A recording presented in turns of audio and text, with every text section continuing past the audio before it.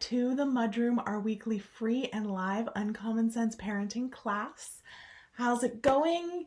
Happy early Halloween. What are your kids going as for Halloween? Let me know in the comments. My kids are going as Superman and a giraffe, which is totally random. But they insist, so I'm humoring them. It's just going to be so cute. Make sure that you come into the Parenting Posse on Thursday and show us their costumes because it's just, I love Halloween with little kids. It's just so freaking cute. Right. Hey, Sarah! Sarah's kids are going as a fairy and a policeman. Oh, so cute. I love it. I love it when little kids dress as public servants, as service people, as policemen and firemen and army men. It's so cute. I don't know why specifically. I guess, I'm an army wife. I love a man in a uniform. But it's just so, so cute when the little ones do it. Right. So if you're watching, please say hello. Let me know you're here and let me know what your kids are going as for Halloween. If you're watching the replay, give me a replay in the comments. For those of you who are new, please allow me to introduce myself. I'm Allana Robinson, and I'm a parenting effectiveness coach. I work with parents of toddlers, preschoolers, and kindergartners, helping them understand why their children are misbehaving and how to fix it without yelling, shaming, or using timeouts. I am your host here on the MudRoom. I also host my free peer support Facebook group, the Parenting Posse. And finally, I host the Parentability program where we figure out where your child thrives, what skills need some support, and we create a plan to develop them. More on that in a minute. So, y'all know that I track what new members coming into the Parenting Posse cite as their biggest parenting problem, right? I read every single one, and then I paste it into a spreadsheet because it's the best way that I've found to figure out where the holes are in how I'm helping y'all. Anytime I see a struggle that I don't have a MudRoom episode on, I highlight it and then it goes onto a list of topics to cover. So something that I haven't really specifically covered and that has come up literally over 1,000 times in the last year, I actually think I counted over 1,000 times since May, is why some kids are absolutely perfect angels at school with their grandparents, often even with their secondary parent, usually dad, but with us, with their mothers, they are the devil incarnate. Give me a yes in the comments if this describes your child. There is no shame. There is no shade going on here. There is a really good reason for it, and once you know what that reason is, it's going to be a lot easier to fix. So any guesses what might cause this? Stress. Surprise! It all comes down to stress. This is a classic stress behavior, and it is directly tied to your child's executive functioning skills. So for those of you who are new around here, at Uncommon Sense Parenting, we use Dr. Shanker's definition of stress, which is energy expenditure. I'm not going to go too deep into explaining stress as energy expenditure because we have a whole other episode on it, and I will drop the link in the comments once I'm finished. But the pivotal piece of information is that stress is not worry. It's anything that we spend energy on. So literally everything that we do is a stressor. So for little kids who are just developing their executive functioning skills, which if you've never heard of that before, they're the mental tools that our brains use to do literally everything. If those skills are sucking more energy than we have available, then we can't use them. We can't access them. They're there, but we can't connect to them. Hey, Brianna! Brianna says yes. Nicole says yes. Yeah, it's really common. Ooh, my hair's a little funky today. Okay. Hey, Madeline! Madeline says she's a veteran Posse member and she asked about this a few weeks ago. Yes. It might have been your post that kind of pushed me over the edge of, okay, we need to bump this up to the top of the priority list on the MudRoom. So, how this plays out when it comes to your child acting like Shirley Temple in public, but at home with you, they're Lucifer's twin, is that Our kids are used to us compensating for those weak skills. They know that no matter what, we aren't going to abandon them because we are securely attached to them. We aren't going to let them sink. But at school, in public with people who they don't have a secure attachment with, they know they have to use those skills on their own to keep themselves safe. So for instance, I was discussing with a client the other week about how her daughter gets just glowing behavioral reviews at school from her teachers, but at home, she can't follow directions. She's always demanding her mother specifically do things for her, like put on her shoes or help her wash her hands after using the washroom. She hits her little brother when they're playing together. Her mom described her as a tyrant. And she just could not reconcile the two. Like, how can she do these things at school with a smile on her face, but at home it reduces her to an almost feral state? Because she's trying to manage her energy. She's just not going about it in the best way. So let's go back to our gas tank analogy. You have a certain amount of energy in your gas tank daily, right? Just like your car. Every morning you wake up, there is a certain amount of gas in your tank. If everything that you do sucks a little bit of energy out of your gas tank, eventually you're going to run out of energy. So if those mental tools are sucking too much energy, if they're not just taking a little bit, they're taking a lot every time you have to use them because they're weak, so they take a lot of effort to use, you're going to run out of energy before your day is through. In an effort not to run out of energy in public, where, remember, we don't feel 100% safe, we're with people we know, but not well enough to trust that they will compensate for us if we can't handle our own shit. So in an effort to not run out of energy in public, we don't use those skills where we do feel safe because we know that our mothers will compensate for us no matter what. None of this is conscious. None of it is premeditated. It is not premeditated. I tried to say those things at the same time. Your child isn't choosing to manage their energy maladaptively. They're doing it on survival instinct. So what can we do to fix it? Now that we know what the problem is, that they have some weak skills that are drawing more energy than is available, so they're prioritizing that energy draw for public spaces where they don't feel completely safe, how do we fix it? Okay, so there's a few things that we can do that are going to make a world of difference. Madeline says she can relate to that feral state comment in her 4-year-old at home but not at school. Yeah, there's a very good reason for it. Hey, Andrea! Andrea says in quote unquote, I need you to put my shoes on, said often, even though she's been doing shoes since she's a year and a half old. Yes, exactly. Right? Okay. So the first thing that we can do is we can make them feel safer in public. We build their relationships with their teachers, their daycare providers, their friends' parents, etc., all the people in their lives. Now, this is going to help them redistribute their energy a bit better. But if we only focus on this, then they're still going to prioritize their energy to instances where they don't feel safe, which will likely mean that you'll just start seeing the maladaptive behavior in slightly more scenarios. It's an important piece, and with the other two things I'm going to talk about, it makes a huge difference, but on its own, it's not going to solve the problem. This is why some kids after Christmas break, you'll suddenly see poorer behavior, because they spent the first half of the year building relationships, learning where the more knowledgeable others will compensate for them and where they won't. So now they feel safe and like they don't have to be on high alert all the time. So this is a puzzle piece, as I said, but if this is all you do, you're still going to have issues. We're going to teach them how to build those relationships so that they can do it on their own. And the second thing is that we're going to teach them how to recognize when their tank is getting low and to refill it.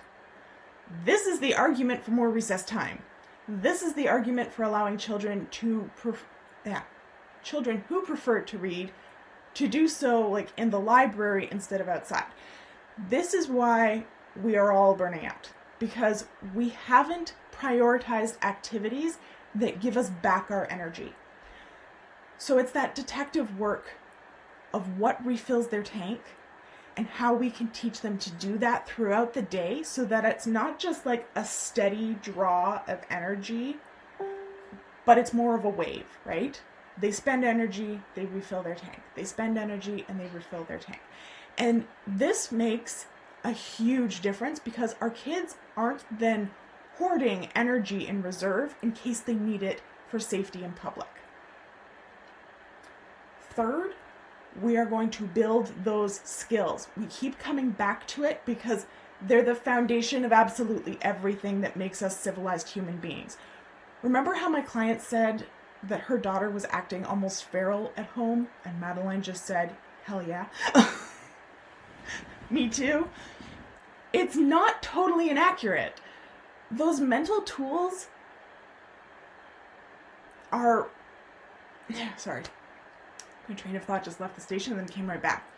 Without these mental tools, we are stuck acting on instinct, on sensing, feeling, emotion.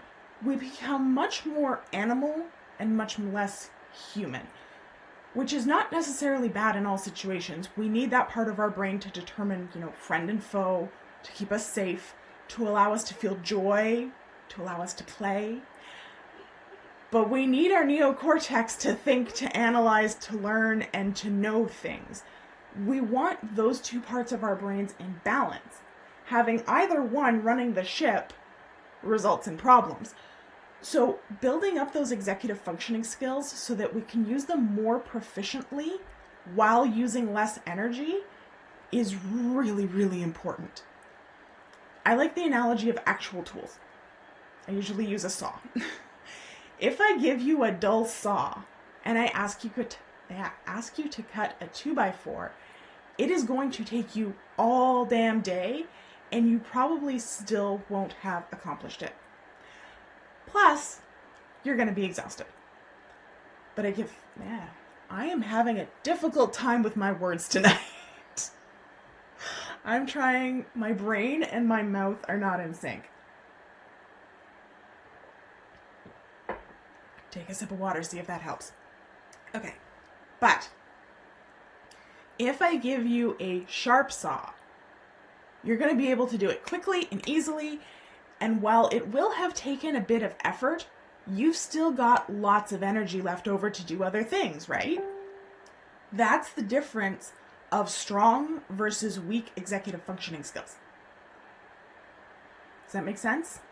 How are you feeling about this? Are you seeing how everything in the end comes back to stress and skills? So much typical parenting advice is focusing on those top level symptoms, and that's why it takes so long for everything to work, if it works at all, and why it often results in really damaging your relationship with your child. When we deal with behavior from the bottom up, you see results much faster, and it's a much more positive experience for absolutely everyone. Your child actually feels supported. And I know that this takes a certain level of knowledge to be able to accomplish. It's not necessarily easy. If it were easy, it would be the norm, and it is totally not. So if you're wanting to take the next step towards understanding the various layers of this, my free misbehavior proof class is the best way to do that.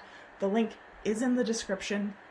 And in that class, I walk you through the impact that skills have on your child's behavior, what the specific skills are, and what they look like. So you should be able to walk away from that class seeing roots instead of symptoms at the very least. Okay. My brain is apparently going into hibernation mode. So that is it for today. if you have any questions, if you're like, okay, that, the theory makes sense, but I'm not really sure I'm following you, let me know. Andrea says, so while you're building the skills, do we put their shoes on for them? Sometimes. Sometimes you have to be able to identify which part of your child's brain they are using at that particular time. If their neocortex is online, if their blue brain is online, no. You're going to reason with them and you're going to talk them through it. If your child is in red brain, yes. You're just going to take that stress off their plate, because insisting that they do something that they don't feel like they can do in that moment because they don't have enough energy to do it is going to end up escalating it. Now the other part of it, oh darn it, my train of thought just left the station when I heard the beep. Madeline says, this video covers so much helpful info. I'm so glad. Yay! She says she's sending it to her husband. Awesome. Okay, so where was my train of thought going in that moment? Blue brain, red brain. Are we just going to do it for them? Nope, it's gone. It's gone. I'm sorry. I think my brain is slowly shutting down. It's been a very, very long day for me. I had to get up way earlier than I usually do, so I think my whole routine is just shifted by a couple of hours. It's gonna come to me. I will post it in the posse if it comes back around the mountain, but it's completely gone right now. I'm sorry. Brianna says, thank you so much. This has been so helpful and answers so many questions. I can't wait to take the class and learn more. Yay! Let me know if you have any questions after the class, Brianna. I'm always around. I am going to hope that that train of thought comes back into the station, but I think it may have gone for the long ride through the night. Sorry about that. I will post it in the posse if it comes back. But yeah, that's basically it. We want to be able to identify which part of their brain that they are using at any given moment and tailor our reaction to that. That's what I was thinking about. I knew it was going to come back around. Zone of proximal development. Okay, so you also want, if you're giving them help, and I do have a video on Vygotsky, it's 2.5 years old if you want to go back and watch it, that covers the whole nitty-gritty of this theory, but Vygotsky has what he calls the zone of proximal development, which is the difference between what they can do independently and what they can do with a little bit of help. That space between what they can do all by themselves and what they can do with a little bit of help is called the zone of proximal development, which means that you want to help them enough that they can do the thing, but you don't necessarily want to do it for them. Does that make sense? Usually I explain it by saying teaching your child to do up a zipper or helping them do up a zipper. You're not necessarily going to do up the zipper for them if they're like, I can't do it. But you can hold the part and say, okay, take it, put it in the hole. I'm going to hold it steady. Great. Okay, it's in. Zip up. Right? You help them just enough that it gets them over the hump, but you don't go so far as you do it for them. Does that make sense? I hope that makes sense. I'm glad that came back because that's important. Hey, Danny! Danny says her daughter gets home and loses her marbles, and I try to get her to pick up snack, and all she can cry is, I can't decide. Poor kid. I'm at the end of my rope. Okay, so she's emotional, right? She's not thinking rationally. She can't think rationally. It's not that she doesn't want to. She can't. So in that moment, it might actually be easier for her if you just give her a snack. Take that stressor of deciding off the table, because she can't use that executive skill right now.